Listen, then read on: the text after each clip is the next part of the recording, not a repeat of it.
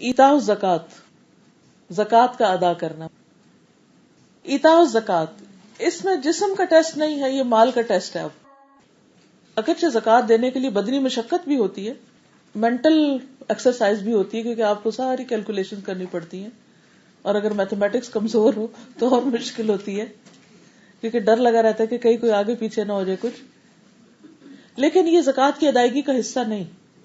زکات کی ادائیگی کے لیے مال فقیر تک یا مستحق تک پہنچانے میں آپ کو جو بھی مشقت لگے وہ اس کا حصہ نہیں ہے.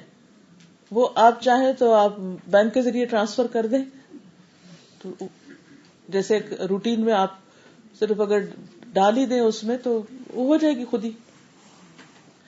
لیکن اصل چیز ہے مال. انسان کے لیے مال ایک بہت بڑا امتحان ہے.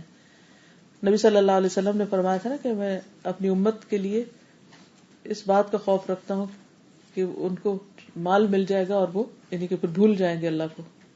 مفہوم ہے جو ایک حدیث اس سلسلے میں بتاتی ہوں. یہ سنن نبی داؤد کی روایت ہے 1585.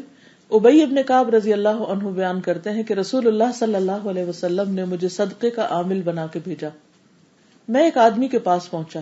جب اس نے میرے سامنے اپنا مال جمع کر دیا تو میں نے اس پر صرف ایک بنت مخاض یعنی 1 سالہ اونٹنی واجب پائی کہ اس کی زکات صرف 1 سالہ اونٹنی بنتی تھی. میں نے اس سے کہا 1 بنت مخاض دے دو، بس یہی تمہاری زکات ہے. اس نے کہا یہ نہ دودھ والی ہے نہ سواری کے قابل ہے، 1 سال والی کیا کرے گی؟ اس کے بجائے یہ ایک جوان اور موٹی تازی اونٹنی ہے، یہ لے لو. زیادہ بہتر اونٹنی پیش کی. میں نے اس سے کہا جس کا مجھے حکم نہیں وہ میں کیوں کر لے سکتا ہوں، مجھے اس کی اجازت نہیں. اور اللہ کے رسول صلی اللہ علیہ وسلم تم سے قریب ہی ہیں، اگر چاہو تو خود ان کی خدمت میں چلے جاؤ اور جو کچھ مجھے دے رہے ہو انہیں جا کر پیش کر دو. وہ اگر آپ سے قبول کر لے تو مجھے بھی قبول ہے، اگر وہ نامنظور کر دیں تو میں بھی قبول نہیں کرتا. یہ بھی آنےسٹی ہے نا. کہنے لگا میں یہی کرتا ہوں. چنانچہ وہ میرے ساتھ چل پڑا. کہنے لگا میں یہی کرتا ہوں، وہ میرے ساتھ چل پڑا اور وہ اونٹنی بھی ساتھ لے گیا جو وہ مجھے دے رہا تھا، حتیٰ کہ ہم رسول اللہ صلی اللہ علیہ وسلم کی خدمت میں پہنچ گئے.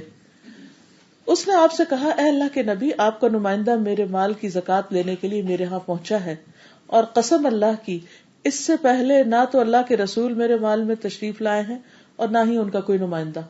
پہلے تو کبھی مجھے پتہ ہی نہیں تھا کہ یہ بھی کرتے ہیں کام. سو میں نے اس کے لیے اپنا مال جمع کیا تو اس نے بتایا کہ میرے مال میں صرف 1 بنت مخاض یعنی 1 سالہ اونٹنی واجب ہے، اور اس عمر کا جانور نہ دودھ دیتا نہ سواری کے قابل ہوتا ہے. تو میں نے ایک شاندار اونٹنی پیش کی لیکن اس نے قبول کرنے سے انکار کر دیا، اس لیے میں خود آپ کی خدمت میں حاضر ہوا ہوں، آپ قبول فرما لیجئے. تو رسول اللہ صلی اللہ علیہ وسلم نے اس سے فرمایا تجھ پر وہی فرض ہے، لیکن اگر تو خوشی سے نیکی کرنا چاہے تو اس کا اللہ تعالیٰ تجھے اجر و ثواب عطا کرے گا، اور ہم تجھ سے یہ قبول کر لیتے ہیں. اس نے کہا اور وہ یہ رہی اے اللہ کے رسول صلی اللہ علیہ وسلم، میں اسے لے آیا ہوں، آپ اسے قبول کر لیجئے. چنانچہ رسول اللہ صلی اللہ علیہ وسلم نے اس کے وصول کر لینے کا حکم دیا اور اس کے مال میں برکت کی دعا فرمائی.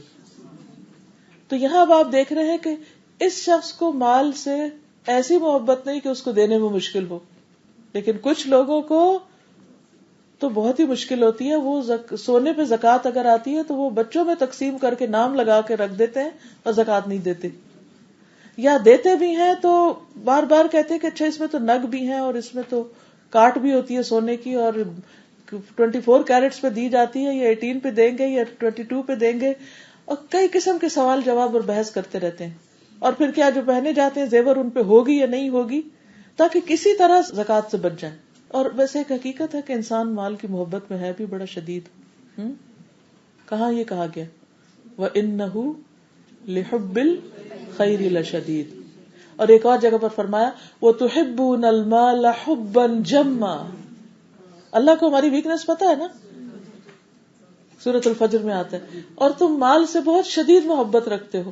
تو اللہ سبحانہ وتعالیٰ نے اسی محبت میں ٹیسٹ کر لیا. انسان ہر محبت میں آزمایا جاتا ہے.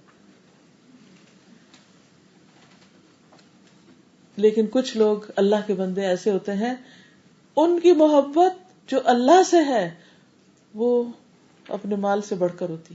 تو جس طرح پچھلی حدیث میں آپ نے دیکھا کہ نیند سے بڑھ کر، آرام سے بڑھ کر اللہ سے محبت، بیوی سے بڑھ کر، بستر سے بڑھ کر، اور یہاں اس کو اللہ سبحانہ تعالیٰ سے اور اس کے رسول سے ایسی محبت کہ وہ ان کے راستے میں یعنی ان کے حکم پر سب سے بہترین چیز اللہ کے راستے میں دینا چاہتا ہے.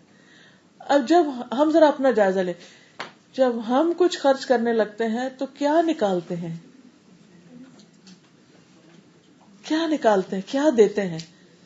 کسی کو بھی کچھ دینا ہو کیا دیتے ہیں, کیا دینے کی کوشش کرتے ہیں جو سب سے بہترین چیز ہو, جو فالتو ہو. چلیے کبھی فالتو بھی چلی جائے تو کوئی حرج نہیں, لیکن ہر وقت یہی مینٹالٹی بن جانا کہ جو چیز کام کی نہ ہو بس وہی دو, تو یہ درست نہیں. لن تنالوا البر حتى تنفقوا مما تحبون, تم نیکی کو پہنچ نہیں سکتے, ہرگز نہیں پا سکتے یہاں تک کہ وہ خرچ نہ کرو جس سے تم محبت رکھتے ہو, جس سے تم محبت رکھتے. تو اپنی محبوب چیز کو, جب زکوٰۃ کا معاملہ ہے یا صدقات کا معاملہ ہے, تو پیاری ترین چیز کو اٹھا کر اللہ کے راستے میں سال میں ایک دفعہ تو ضروری دے, اور اس سے زیادہ اگر توفیق دے اللہ تو اور بات ہے. تو کچھ لوگوں کے لیے یہ کام آسان ہوتا ہے, لیکن کچھ کے لیے بڑی مشکل. یقین مانیے کہ اللہ سبحانہ وتعالیٰ نے دنیا میں اتنے ریسورسز پیدا کیے ہیں کہ سب لوگ آرام سے سکون سے جی سکتے ہیں, لیکن دنیا میں پاورٹی ریٹ کتنا بڑھتا چلا جا رہا ہے.